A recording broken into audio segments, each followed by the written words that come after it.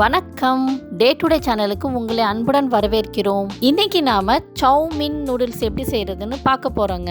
Soumin noodles செய்ய தேவையான பொருட்கள்: நூடுல்ஸ் 100 கிராம், வெங்காயம் 1, முட்டைக்கோஸ் 200 கிராம், குடைமிளகாய் 100 கிராம், கேரட் 50 கிராம், பூண்டு 10 பற்கள், சோயா சாஸ் 1 டீஸ்பூன், தக்காளி சாஸ் 1 டேபிள் ஸ்பூன், மிளகாய் சாஸ் 1 டீஸ்பூன், வினிகர் 1/2 டீஸ்பூன், மிளகுத்தூள் 1/2 டீஸ்பூன், எண்ணெய் 3 டேபிள் ஸ்பூன். ஒரு பாத்திரத்துல 1 லிட்டர் தண்ணீர், 1 டீஸ்பூன் எண்ணெய், சிறிதளவு உப்பு சேர்த்து நல்லா கொதிக்க வச்சுக்கோங்க. தண்ணீர் நல்லா கொதிச்ச உடனே எடுத்து வச்சிருக்க நூடுல்ஸை சேர்த்து நல்லா வேக வச்சுக்கோங்க.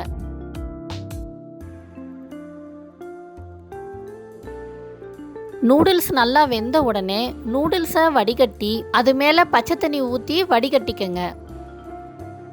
ஒரு தவாவை நல்லா சூடு பண்ணிக்கங்க. அதில் எண்ணெய், பொடியாக நறுக்கிய பூண்டு பற்கள் சேர்த்து நல்லா வதக்கிக்கங்க. பொடியாக நறுக்கிய வெங்காயம் சேர்த்து நல்லா வதக்கிக்கங்க.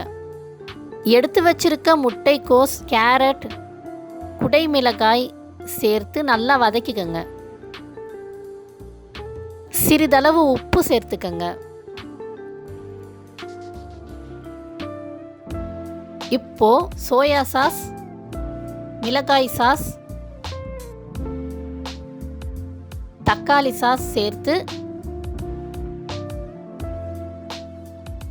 நல்லா வதக்கிக்கங்க. வினிகர், வேக வச்சிருக்க நூடுல்ஸ் சேர்த்து நல்லா வதக்கிக்கங்க. மிளகுத்தூள் சேர்த்து நல்லா கலந்து விட்டுக்கங்க.